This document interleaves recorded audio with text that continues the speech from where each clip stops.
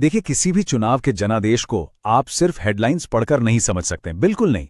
उसे समझने के लिए ना जमीन पर उतरना पड़ता है, आंकड़ों की गहराई में जाना पड़ता है और सबसे जरूरी जनता के हित में एक पब्लिक इंटरेस्ट एनालिसिस करना होता है। तो आज हम यही करने वाले हैं। झारखंड का राजमहल लोकसभा क्षेत्र, वहां के जनादेश को समझने की एक कोशिश सिर्फ और सिर्फ तथ्यों और आंकड़ों के आधार पर। ये किसी की हार जीत का विश्लेषण नहीं है, नहीं, यह है लोगों की आवाज को, उनकी बात को समझने की एक कोशिश।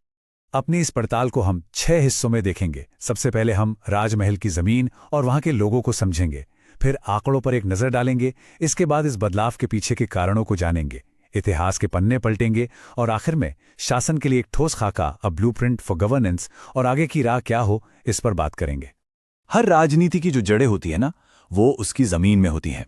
इसलिए किसी भी विश्लेषण का पहला कदम होता है उस जगह के लोगों को, उनकी जमीन को और उनके रोजमर्रा के संघर्षों को समझना। तो चलिए सबसे पहले राजमहल की मिट्टी को ही समझते हैं। राजमहल की जो राजनीति है वो वहां की जमीन और अर्थव्यवस्था से बहुत गहराई से जुड़ी हुई है।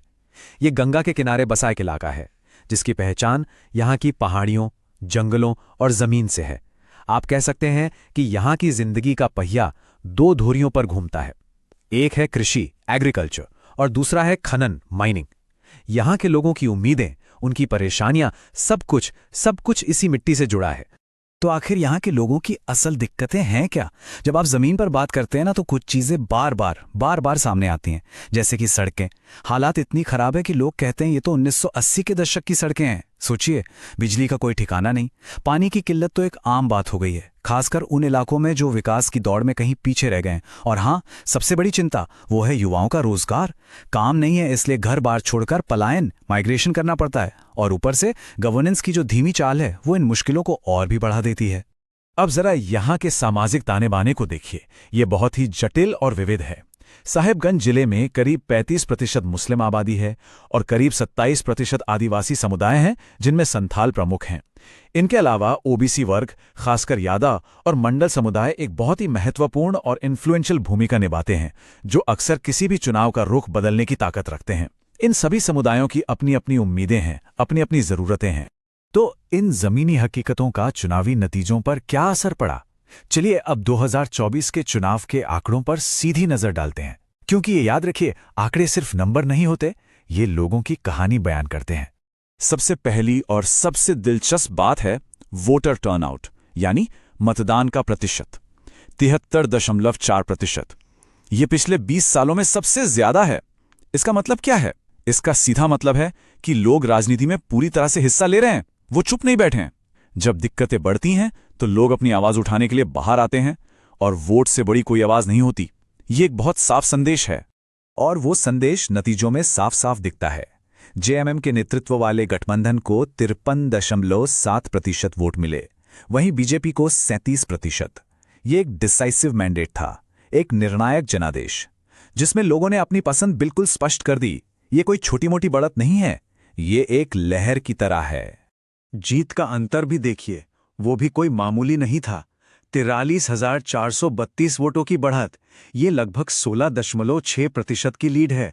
मतलब ये कोई करीबी मुकाबला नहीं था, बल्कि एक बड़ा पॉलिटिकल शिफ्ट, एक महत्वपूर्ण राजनीतिक बदलाव था।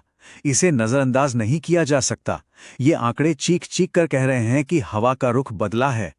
तो सवाल ये उठता है कि आखिर ये बदलाव आया क्यों? चुनाव में क्या हुआ, ये तो हमने देख लिया।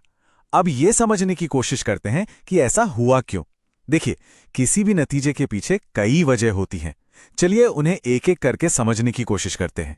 इस बदलाव की जड़ में ना 2 अलग अलग कहानियां, 2 नैरेटिव्स की टक्कर है।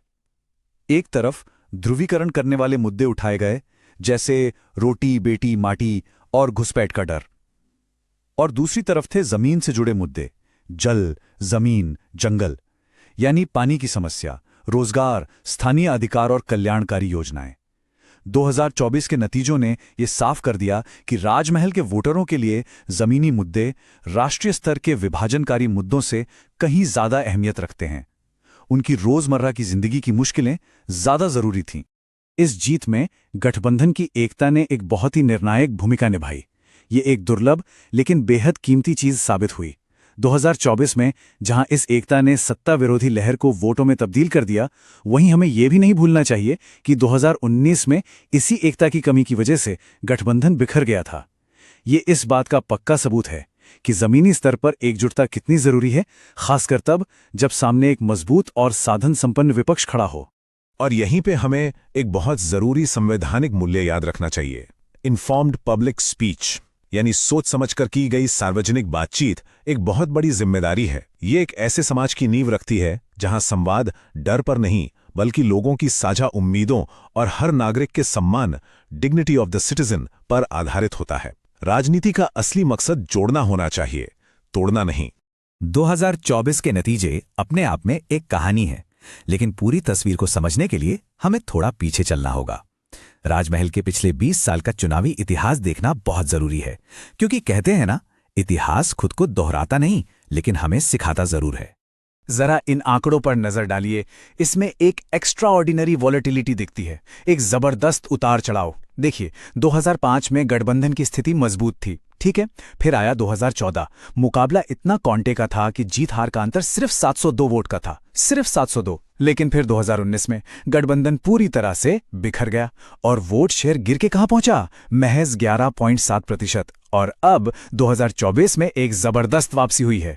वही गठबंधन 55.7% के रिकॉर्ड स्तर पर पहुंच गया है। ये जो पैटर्न है ना, ये अपने आप में एक पूरी कहानी कहता है। इस पूरे इतिहास से एक बात शीशे की तरह साफ है, राजमहल किसी एक पार्टी का गढ़ या स्ट्रॉन्ग होल्ड नहीं है, बिल्कुल नहीं। ये एक राजनीतिक रूप से बहुत जागरूक क्षेत्र है। यहाँ के वोटर किसी के बंधुआ नहीं है। जब गठबंधन एकजुट होकर लोगों के मुद्दों की बात करता है तो वो जीतता है, जब वो बिखर जाता है तो वो हारता है। सीधी सी बात है, यहाँ जीत रणनीति और एकता पर टिकी है, किसी स्थायी वफादारी पर नहीं। तो इस पूरे विश्लेषण से हम सीखते क्या हैं? अब सिर्फ विश्लेषण से आगे बढ़कर एक ठोस रणनीति की तरफ बढ़ते हैं। भविष्य के लिए एक सिस्टमैटिक डेटा ड्रिवन पाथ, एक व्यवस्थित डेटा पर आधारित रास्ता क्या हो सकता है? इसे हम चतुर्मुख सिद्धांत कह सकते हैं, यानी एक 4 फेस्ड डॉक्ट्रिन जिसके 4 चेहरे हैं। पहला, चुनावी रणनीति, जो पूरी तरह से हाइपर लोकल हो, जल, जमीन, जंगल जैसे मुद्दों पर ही केंद्रित हो। दूसरा, संगठनात्मक एकता, जिसमें एक साझा वॉर रूम और जमीनी स्तर पर मिलीजुली टीमें काम करें। तीसरा, एक ऐसी कहानी, एक ऐसा नैरेटिव जो सिर्फ विकास पर जोर दे और झूठ का जवाब तथ्यों से दे। और चौथा, संसाधनों का सही तालमेल, जिसमें पैसा और डिजिटल ताकत दोनों को मिलाकर मैक्सिमम इम्पैक्ट पैदा किया जाए।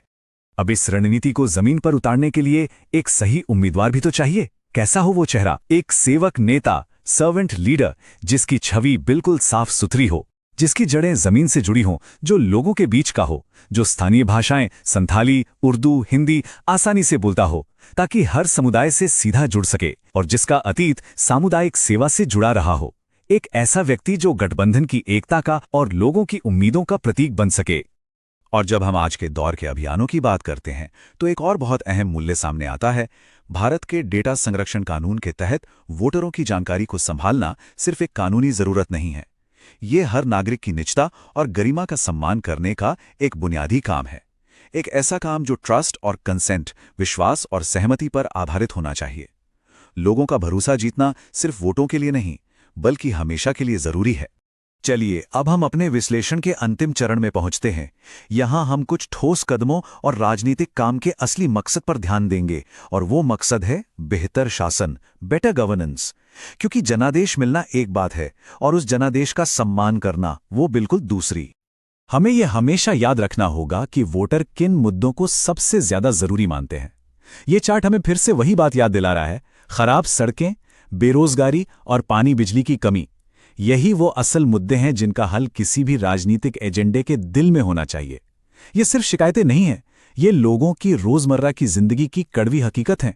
इस एजेंडे को जमीन पर उतारने के लिए एक टाइम बाउंड प्लान, एक समय सीमा वाली योजना भी बहुत जरूरी है। मान लीजिए एक 90 दिन का प्लान। पहले 30 दिनों में रणनीति फाइनल हो, उम्मीदवार तय हो जाएं और कार्यकर्ताओं की ट्रेनिंग शुरू हो। अगले 30 दिनों में घर घर जाकर संपर्क बढ़ाया जाए और संयुक्त रैलियां हों। और आखिरी 30 दिनों में प्रचार को बिल्कुल चरम पर ले जाके वोटिंग वाले दिन तक हर एक वोटर तक पहुंचने की पूरी कोशिश हो।